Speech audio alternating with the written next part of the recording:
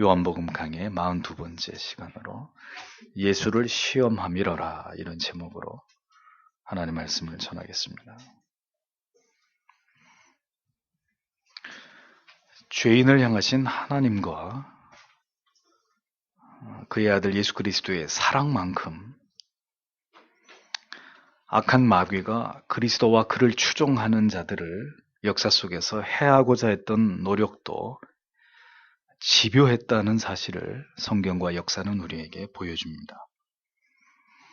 오늘 마귀의 유혹을 이겼다고 해서 내일 방심하다가는 마귀에게 집어삼키움을 당하는 일들이 영계에서는 매일매일 일어나고 있습니다. 하나님의 자녀들이 넘어질 때까지 사탄과 마귀는 결코 포기할 줄 모르는 존재이기 때문입니다. 예수 그리스도를 체포하기 위해서 기회를 노리던 그 계획이 좌절된 지 얼마 이르지 않아서 그들은 또다시 예수를 올무에 묶을 구실을 만들기 위해서 혈안이 되어 있었습니다.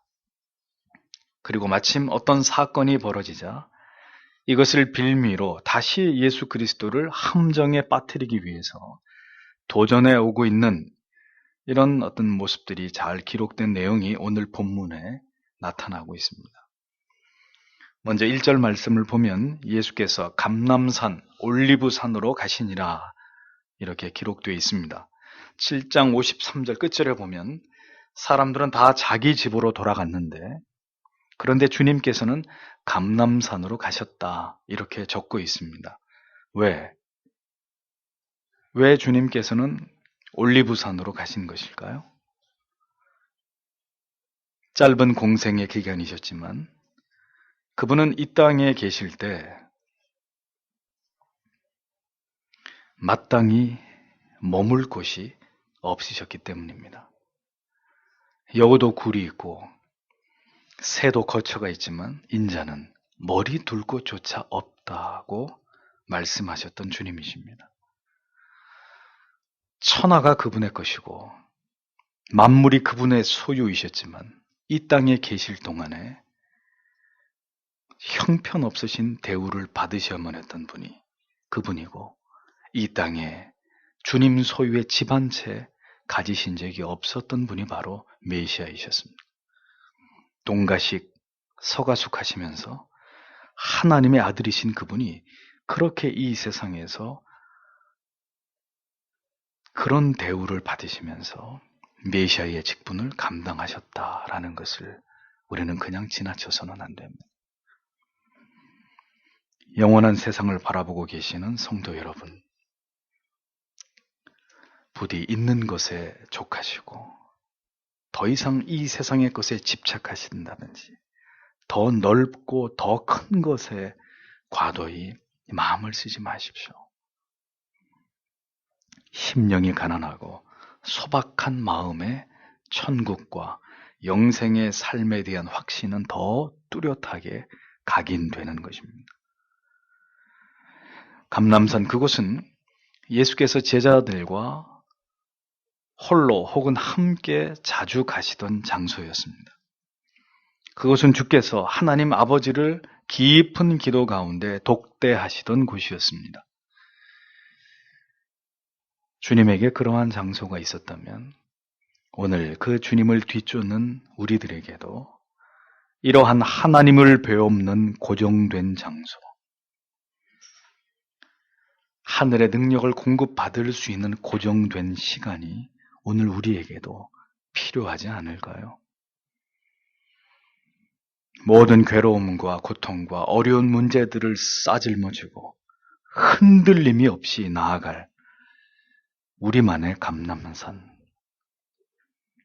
세상에서 지치고 힘에 겨울 때 누구도 나를 돕는 이가 우리 주변에 아무도 없는 그 고독한 순간에 얼굴을 깊이 파묻어 주를 간절히 부르면서 도움을 청할 수 있는 여러분만의 감람산이 있어야 할 것이라는 겁니다. 세상이 치이고 사명의 길이 우리를 힘겹게 할 때 언제라도 달려가서 엎드릴 수 있는 그 구별된 장소, 그 고요한 시간이 저와 여러분 모두에게 반드시 필요하다는 것을 잊지 않으시기를 바랍니다. 한 해 동안도 하나님과 깊은 영적인 교제에 아름다운 추억이 남은 나에게 있어서 감람산은 어디였는가? 아니, 그런 곳이 있기나 했는가? 여러분 자신을 깊이 돌아보셔야 합니다. 2절에 그분께서 아침 일찍 다시 성전으로 들어오시니 온 백성이 그분께 나오매 그분께서 앉으사 그들을 가르치시더라. 이렇게 기록하고 있습니다. 점점 더 예수 그리스도에 대한 핍박이 가시화되고 언제 어디서 또다시 어떤 위험을 당하실지 알 수 없는 그런 가운데서도 주님께서는 결코 지체하지 않으시고 주께서 전하셔야 될 복음 전파의 이 사명을 힘있게 감당하고 계시는 모습이 성경에 기록되어 있습니다. 잘 보십시오. 아침 일찍이라고 했습니다. 동이 트자마자의 새벽을 의미하는 비교적 아주 이른 시간, 주님은 어디로 가셨습니까? 성전으로 가셨습니다. 또다시 성전으로 가셨습니다. 그리고 많은 백성들이 그 이른 시간임에도 불구하고 성전으로 나아가신 그 주님께로 나아왔다고 성경은 기록하고 있습니다. 아침 이른 시간, 주님의 시간표는 새벽부터 언제나 시작하는 것이죠. 새벽부터 주께서는 일어나셔서 성전으로 가셨습니다. 이른 새벽 시간에 기도하러, 혹은 말씀을 전하고 가르치러, 혹은 그 말씀을 들으러 교회로 향하는 것은 여러분이 주님을 닮을 수 있는 아주 귀한 일이 되는 것이죠. 새벽 기도가 여러분들에게 재앙 같은 분들이 계시죠? 내 신앙에 새벽 기도라는 단어는 없다. 이렇게 생각하고 믿는 분들이 계시죠? 새벽에 기도하지 않고 달리 주님을 닮을 수 있는 길이 있을까요? 주님도 그렇게 하셨습니다. 우리 주님은 하루를 이른 아침에서부터 시작하셨습니다. 성도 여러분, 여러분들의 하루는 몇 시에 시작이 되죠? 우리는 주님의 이 땅에서의 공생의 시간들을 잘 살펴보면서 그것을 우리의 거울로 삼아야 할 것입니다. 게으름과 필요 이상의 잠은 죄인 것입니다. 메시아가 있는 곳에 복음이 있고 복음이 있는 곳에는 언제나 그 복음을 듣고자 하는 사람들이 나오게 되어 있었다는 것을 성경은 보여줍니다. 그 이른 시간에 주님만 교회로 가신 것이 아니라 그 이른 시간에 온 백성이 그분께 나아왔다라고 성경은 기록합니다. 우리는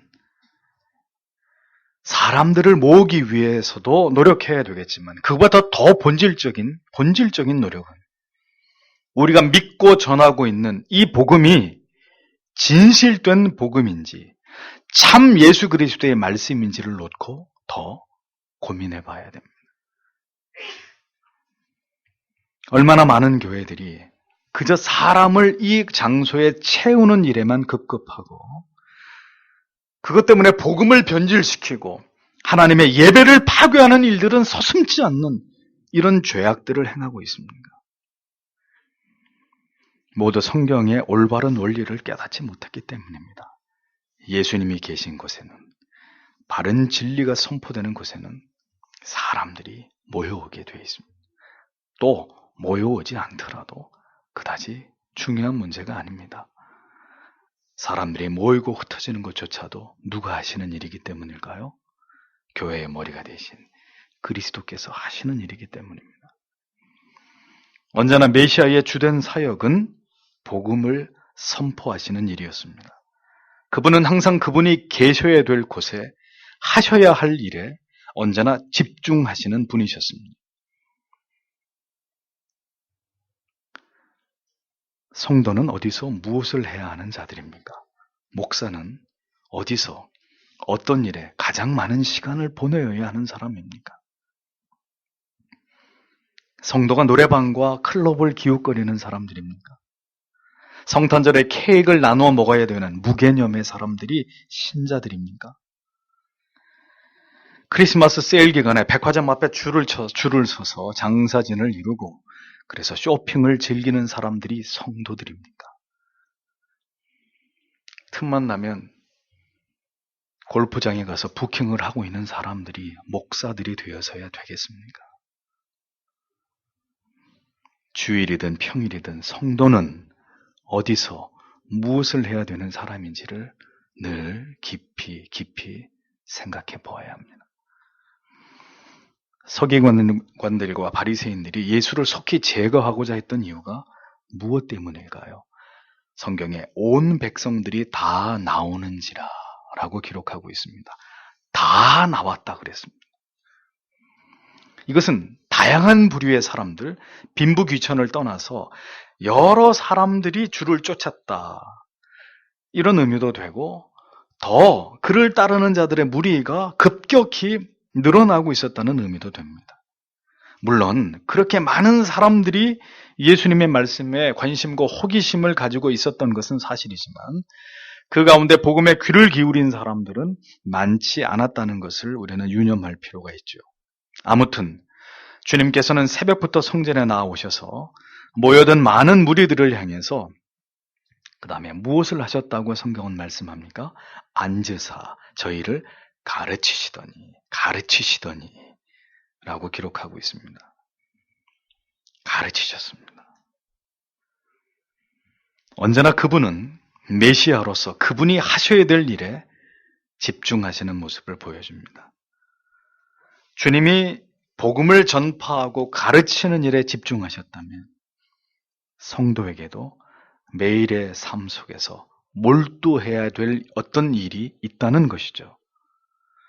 바쁘지만 분주한 삶이지만 이른 새벽이든 늦은 밤이 되었든 간에 그 가운데서 우리가 언제나 집중해야 될 일이 있다는 것입니다. 왜? 우리가 성도이기 때문에. 이 세상에서 바쁘게 무엇인가 내 자신이 계획하고 추진하는 일들을 열심히 하는 것 그 이상으로 우리가 어쩌면 그 모든 것보다 언제나 최우선으로 해야 할 일이 있다는 것인데 그 일이 무엇인가요? 하나님을 알아가고 진리의 말씀 속에 그 하나님을 체험해가고 참된 진리와 이 성경에 입각한 교리들을 부지런히 익히고 배워서 우리가 이 복음과 진리를 최선을 다해서 누군가 다른 이들에게 이 참된 진리를 참된 공도를 따르지 않고 있는 누군가에게 전하는 일, 예수께서 가장 집중하신 그 일, 그것을 가장 열심히 가장 우선하여 우리도 먼저 그 일에 집중하고자 하는 열의가 필요하다는 것입니다. 세상 일은 그 다음에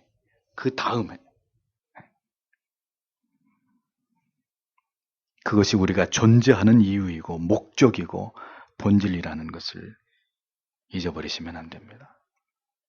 적어도 목사님 바빠서 기도 못했습니다.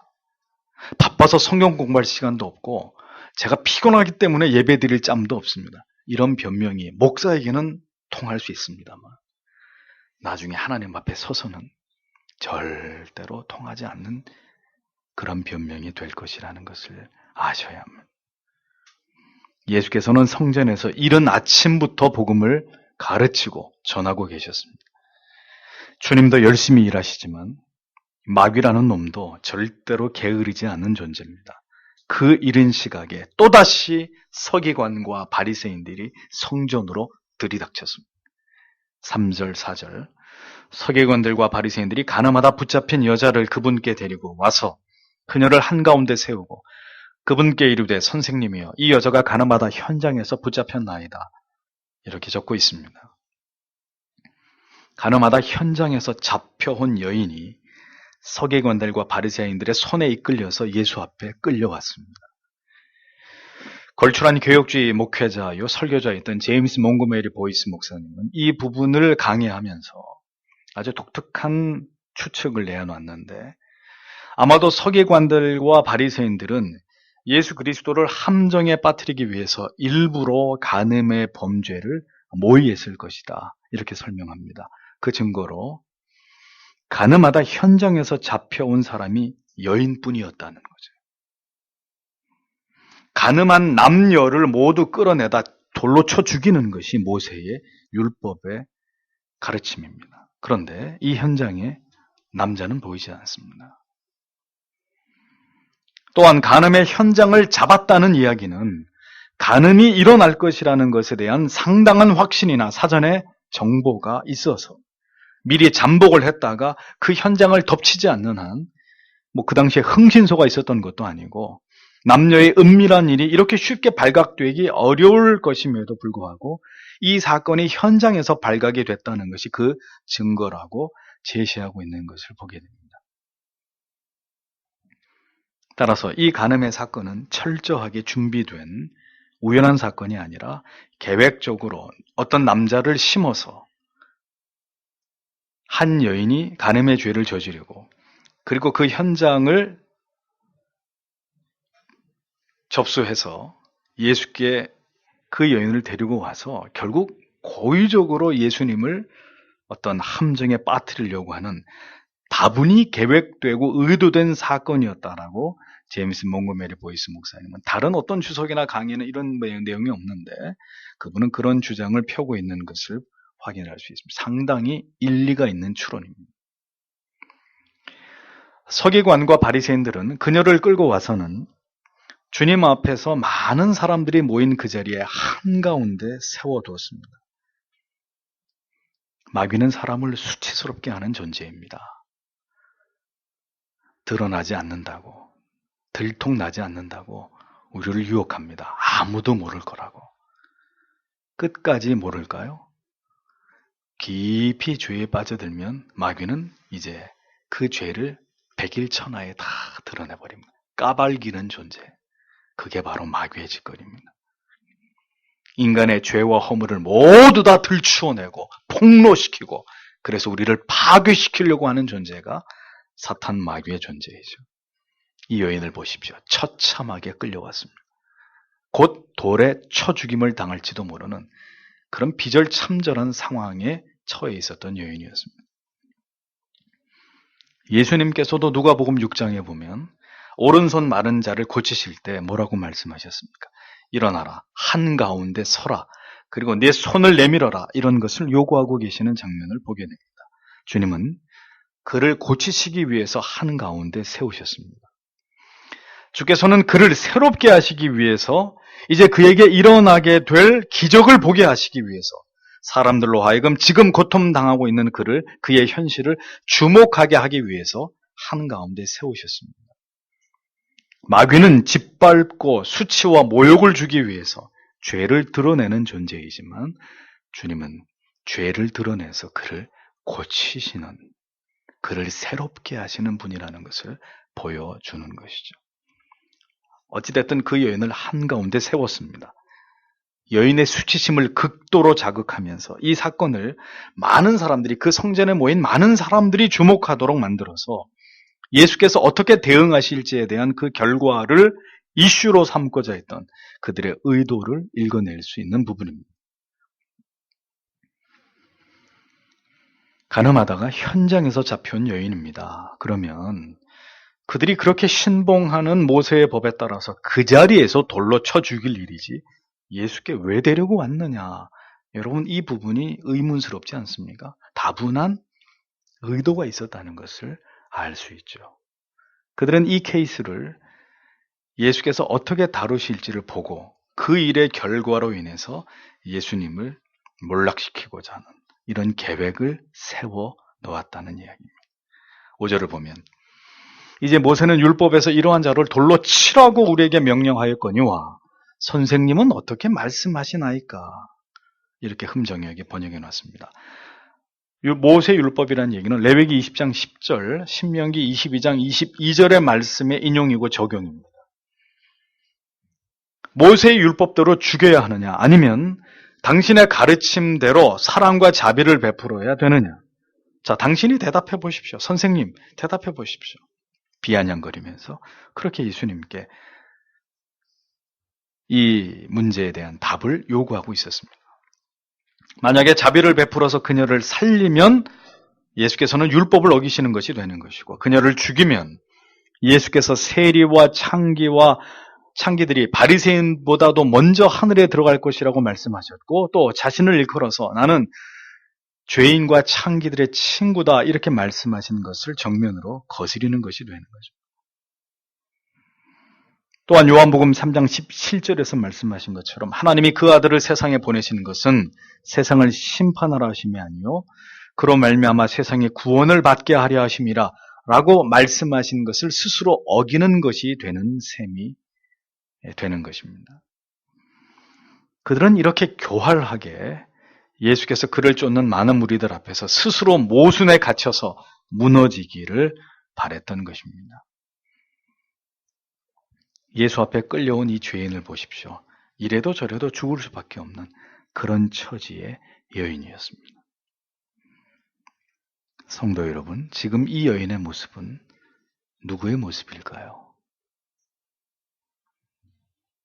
스스로의 노력으로는 결코 지금의 정죄 아래서 자신을 건져낼 수 없는 바로 전적으로 부패하고 타락한 죄인인 우리 자신들의 모습이 아니고 무엇이겠습니까? 꼼짝없이 돌에 맞아 죽을 수밖에 없는 가늠한 여인. 모든 죄인들, 우리 자신의 실존이라는 것입니다. 오직 주님만이 그녀를 살리실 수 있는 상황이었습니다. 오직 주님만이 우리의 자녀와 가족들을, 여러분을 살리실 수 있는 유일하신 메시아이시라는 것을 우리는 기억해야 합니다. 그들은 지금 의기양양하게 예수의 답을 듣고자 했습니다. 어떻게 말하겠나이까? 예수님의 답을 기다리고 있습니다.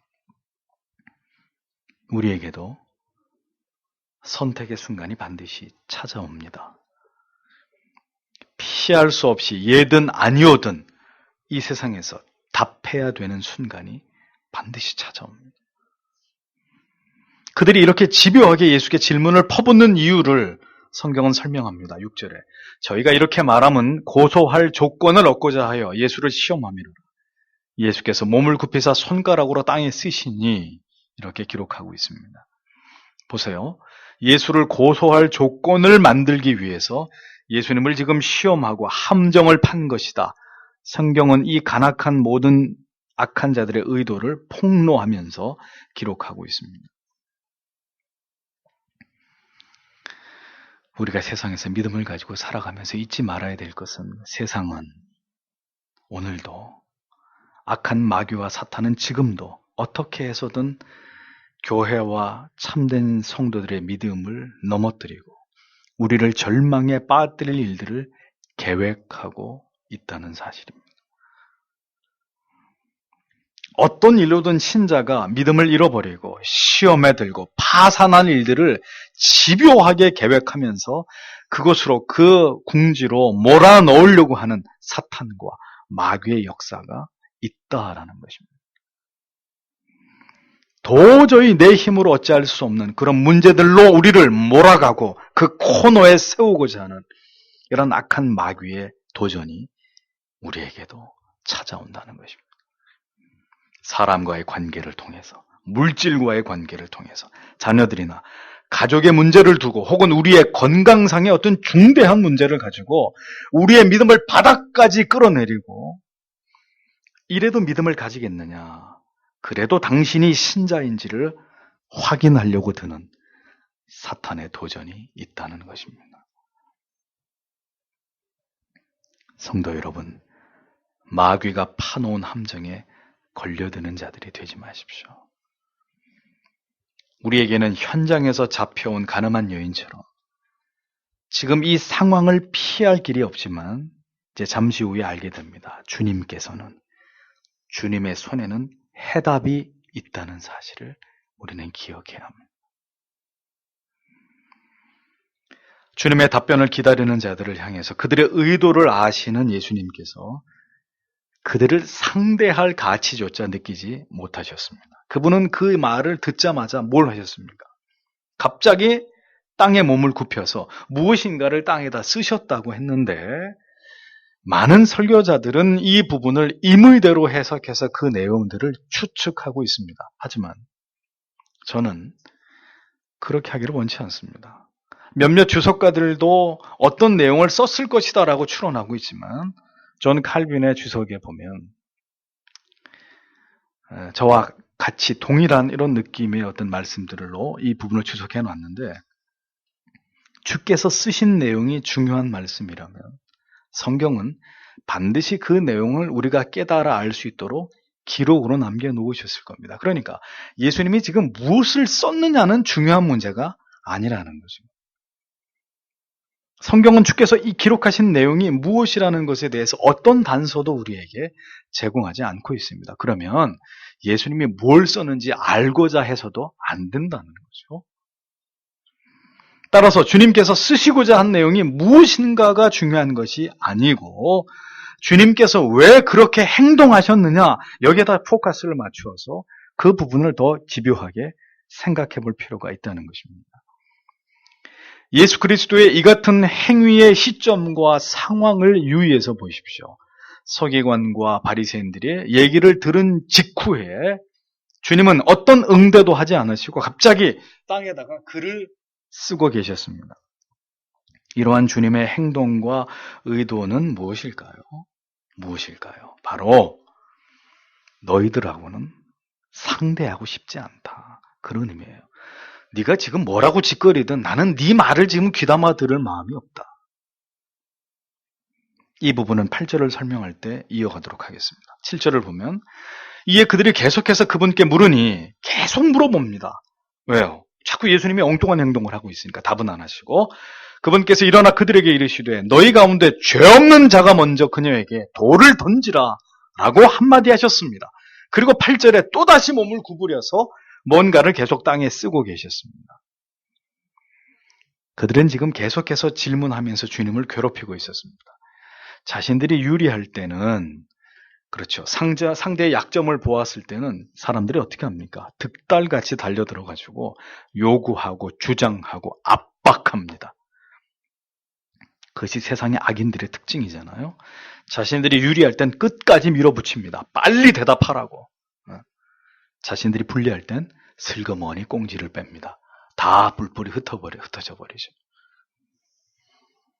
예수께서는 성경이 기록된 시대의 모든 사람들에게, 성경이 기록된 이후에 존재했던 모든 시대의 사람들에게 가슴 깊이 남겨질 명답으로 예수께 대답을 재촉하는 자들의 양심을 공격하셨습니다. 비수와도 같은 말씀을 그들의 심장에다 꽂아 넣었습니다. 그 말씀은 너희 중에 죄 없는 자가 먼저 돌로 치라, 이 한마디였습니다. 너희 스스로 죄가 없다고 생각하는 사람부터 돌을 들어서 그녀에게 던져라. 주님께서 하신 말씀이었습니다. 너희는 그럼 지금까지 이 여인의 죄보다 더한 그 어떤 죄도 지금까지 짓지 않았다는 말이냐? 주님이 그들의 양심을 향해 직격탄을 날리신 거예요. 7계명을 어긴 것만이 죄입니까? 다른 건 죄가 아닙니까?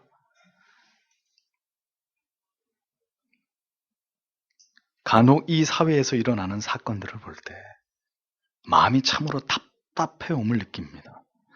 어떤 사건이 하나 터지게 되면 그 사건의 중심에 선 사람만이 언론이나 여론의 문매를 맞는 이런 모습들을 보게 됩니다. 땅콩 게이트라 그러죠. 그러면 그 사람만 죽을 죄를 진 것인가요? 연일 TV에 얼굴이 대문짝만하게 나오면서 그 사람만 아주 몹쓸, 아주 죽을 죄를 져서 그 사람을 그렇게 욕할 자격들이 그만큼 도덕적으로 모두 깨끗한 사람들인가요? 안타까운 마음이 듭니다. 그 사람의 잘잘못을 떠나서 마치 한 사람을 매장이라도 시킬 듯이 몰아붙이는 이 언론도 또 광분하는 대중들도 모두 다 제가 볼 땐 제정신들이 아닌 것 같아요. 그래서 결국 하나 죽었잖아요. 조사받다가. 모두 다 지나칠 만큼 정상들이 아니에요. 사람을 죽음으로 몰아가는 것입니다. 우리가 잊지 말아야 될 사실은 죄를 정죄할 일이지 사람을 미워하거나 그 사람을 극단으로 몰아가는 일은 그건 반드시 지양해야 될, 그건 죄입니다. 명백한 죄입니다. 얼마나 많은 사람들이 자신이 저지른 죄보다 못한 처벌을 받기도 하지만 얼마나 많은 사람들이 억울하게도 자신이 저지른 죄 이상의 처벌로 마음의 괴로움과 고통을 받다가 스스로 목숨을 끊어버리는 선택을 하는 이런 안타까운 일들이 벌어집니다. 여러분, 누구든지 어떤 죄인이든지 다시 일어설 수 있는 힘을 줄 수 있어야 합니다. 잘못은 잘못이고 다시 그 사람이 자신의 잘못을 깨닫고 돌이켜서 새롭게 될 수 있는 길을 열어줘야죠. 아주 지금 말세의 사람들은 사람 숨통을 조아매려고 그래요. 아주 싹을 밟아버리려고 그래요. 이건 도대체 무슨 잔인성입니까? 어떻게 그렇게 잔인하고 포악한지 저는 그런 언론도 문제스럽고 그런 세상 사람들의 분노도 참으로 걱정이 됩니다. 잘못을 한 사람은 곧바로 여론의 도마 위에 올라가서 난도질을 당해버립니다. 참으로 무서운 세상이고 만일 그리스도인들이 그 자리에 서게 되면 단언하건대 뼈도 못 추릴 상황으로 몰려갈 수 있습니다. 성도 여러분, 지금은 구경하고 계시죠? 나중엔 제가 여러분이 구경거리가 될 수 있다는 것을 잊지 마십시오. 그리고 자제하십시오. 여러분만이라도 그런 마음을 버려야 합니다. 죄를 지어 추락하는 사람들, 실수해서 넘어지는 사람들, 하루아침에 넘어지는 사람들, 불쌍하게 생각하고 안타깝게 바라볼 수 있는 마음이 필요한 것이죠. 주님의 말씀을 깊이 새기고 우리에게도 적용할 필요가 있다는 것입니다. 죄는 미워하고 멸시하고 혐오해야 되겠지만 죄인은 어떻게 해야 됩니까? 용서해야 합니다. 왜냐하면 우리도 그와 절대로 다르지 않는 똑같이 씻을 수 없는 죄인이기 때문입니다.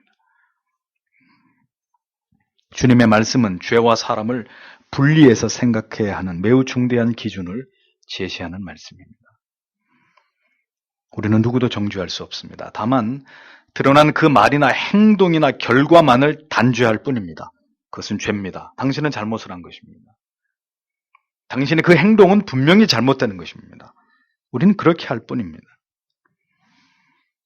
그러므로 죄를 미워하되 사람에 대한 미움을 갖는 것은 절대로 주님 앞에 용인될 수 없는 일이라는 것을 기억하셔야 됩니다. 8절을 보면 주님께서 이 말씀을 하시고 귀찮다는 듯이 다시 아무렇지도 않게 손가락으로 땅에다 무엇인가를 쓰셨습니다. 이러한 주님의 모습은 그들의 말을 무시하시면서 들을 가치가 없다고 여기시는 주님의 의도하신 태도인 것을 알 수 있는 부분이죠. 그들의 계략에 말려들지 않겠다는 주님의 의지를 나타내고 계시는 거예요. 여러분, 그런 경우 있잖아요. 우리에게 그다지 중요하지 않은 사람이 그다지 중요하지 않은 이야기를 할 때, 그래서 그 하는 말에 대해서 내가 전혀 관심이 없을 때 어떻게 하십니까? 다른 행동을 하시잖아요. 다른 행동. 갑자기 핸드폰을 꺼내가지고 막 이렇게 한다든지. 그런 마음과 유사한 것이죠. 예비군 훈련이나 민방위 훈련받는 장소에 가면 단체로 그런 행동들을 하십니다. 모두 다 앞에서 말하는 강사한테는 전혀 집중하지 않고 신문으로 얼굴 덮고 자는 사람, 콧구멍 후비는 사람, 스마트폰 쳐다보는 사람. 이를테면 주님의 행동이 그와 같은 것이었다는 거죠. 여러분, 이것은 우리에게 중요한 지혜를 주는 내용이 담겨져 있습니다. 뭐냐? 마귀가 무슨 말이든 우리의 영혼을 어지럽히는 공격을 해올 때, 유혹을 해올 때, 세상 사람들이 어떤 막 논리를 펴면서 우리의 마음을 휘청휘청 흔들어 놓을 때 어떻게 하라는 거예요? 딴정 피우라는 거예요. 딴정. 네 집 개가 짖나 이렇게. 그러면서 그 마귀의 말을, 그 불신자들의 말을, 그 속에 예수가 없는 말들을 무시해버려. 관심도 주지 말고 짓거리든 말든 전혀 그런 것에 대해서 무관심할 필요가 있다는 것입니다. 왜 솔깃하게 그런 얘기들을 귀담아 들으시는 겁니까? 어? 더 얘기해봐. 주님의 이 같은 모습은 우리에게 귀한 지혜를 던져주고 계시는 부분입니다. 우리의 대부분의 염려와 걱정과 두려움은 세상에서 들려오는 소리들에 자꾸 귀를 기울이기 때문입니다. 자, 그런 이야기들을 자꾸 들으시면 여쭤보겠습니다. 자, 여러분들에게 대안이 있으십니까? 무엇이 달라집니까? 근심과 염려만 늘어날 뿐이에요. 어떻게 해야 돼요? 됐습니다. 그만하십시오. 하고 주님을 바라보셔야죠.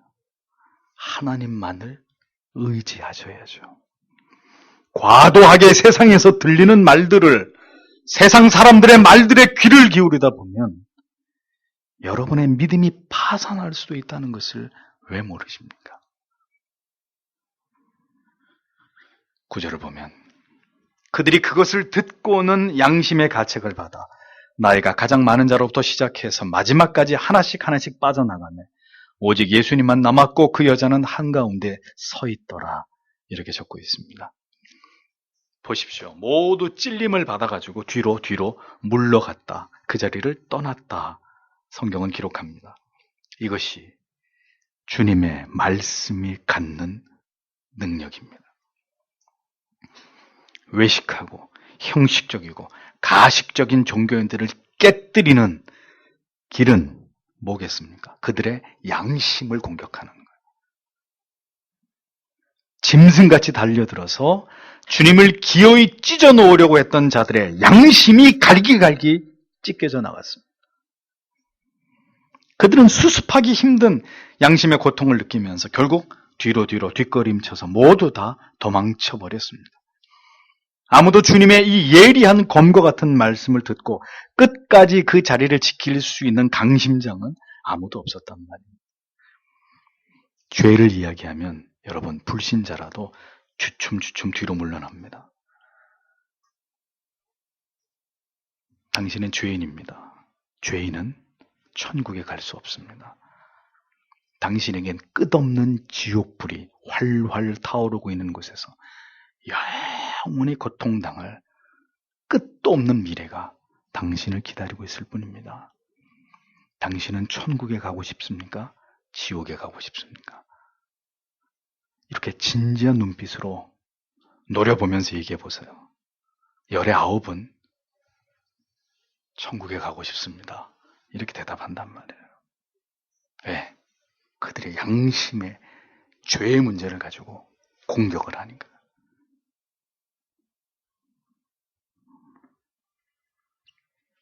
이렇게 물러나면 그나마 다행이고, 끝까지 물러나지 않는 사람도 있죠. 화인 맞은 양심들. 끝까지 하지 않았다고 오리발을 내미는 그런 사람이 목사고 성도이면 그 세상은 끝난 겁니다. 자, 예수님과 그 여인만 결국 그 자리에 우두커니 남게 되었습니다. 당장이라도 죽일 듯한 기세로 간음의 현장에서 끌려왔던 여인이었습니다.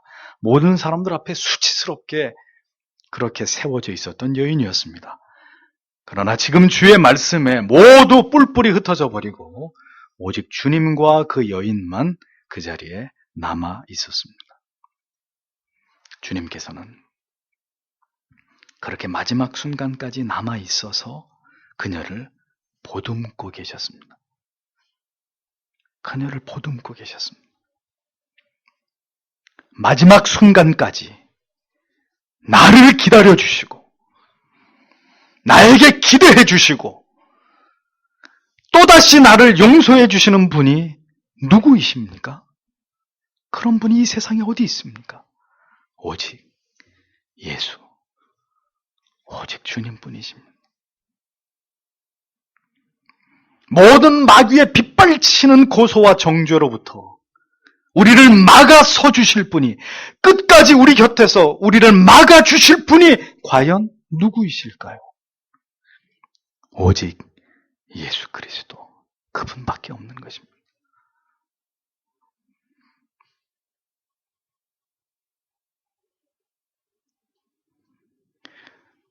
예수, 예수, 오직 예수님뿐 내게 가장 귀하고 귀하다. 비바람이 칠 때와 폭풍 몰아칠 때에 그 언제나 날 지키리 오직 예수. 제가 이 설교를 준비하면서 이 찬양이 떠올라가지고 여러 번 고민했습니다. 설교 시간에 부를 것이냐 말 것이냐. 너무 귀한 가사. 비바람이 칠 때, 폭풍이 몰아칠 때도 내 곁에서 굳건히 나를 지키실 이는 오직 예수뿐이다. 10절을 보십시오. 예수께서 일어나서 그 여자 외에는 아무도 없음을 보시고 그녀에게 이르시되 여자여 너를 고소하던 그 자들이 어디 있느냐? 아무도 너를 정죄하지 아니하였느냐 하시니 라고 기록하고 있습니다. 니고데모의 말을 듣고 모두 흩어져 집으로 돌아가 버렸듯이 또다시 예수님의 말씀을 듣고서 아무도 그 자리에 남아있지 않고 다 떠나버리는 결과를 낳게 되었습니다. 진리는 떠날 자들을 떠나게 하고 껍데기들은 다 가라.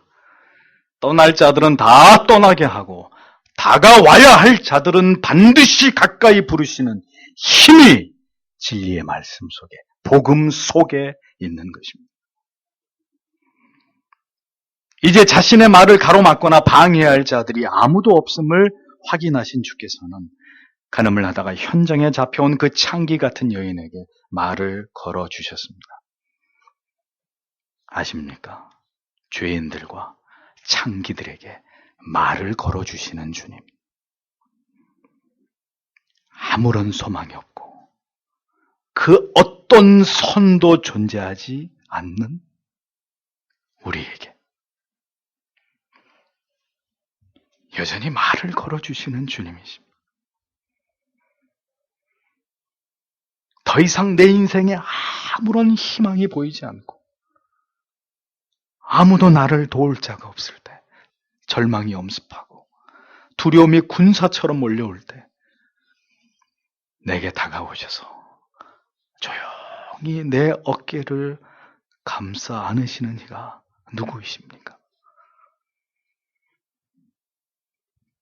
우리의 떨리는 손을 꼭 잡아주시는 그분이 누구이십니까?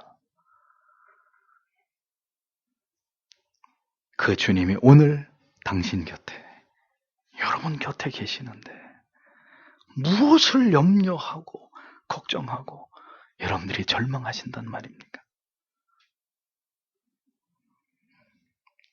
여전히 우리에게 말씀하시고 우리에게 권면하시고 우리를 포기하지 않으시고 끝까지 우리 곁에 남아서 우리를 이끌어 가시는 자애로우신 주님이시라는 것을 잊어버리지 마십시오.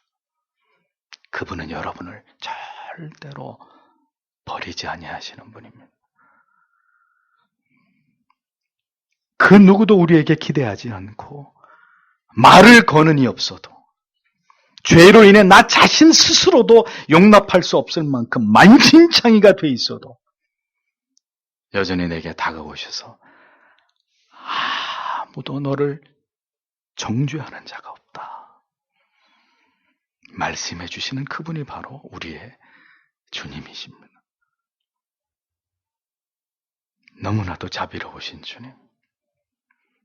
인생들이 가장 비참해진 그 순간에 가장 수치스럽고 내 스스로도 내게 절망해서 고개를 들 수 없는 비참한 가운데서도 여전히 나에게 걸어오셔서 말을 걸어주시는 그런 주님.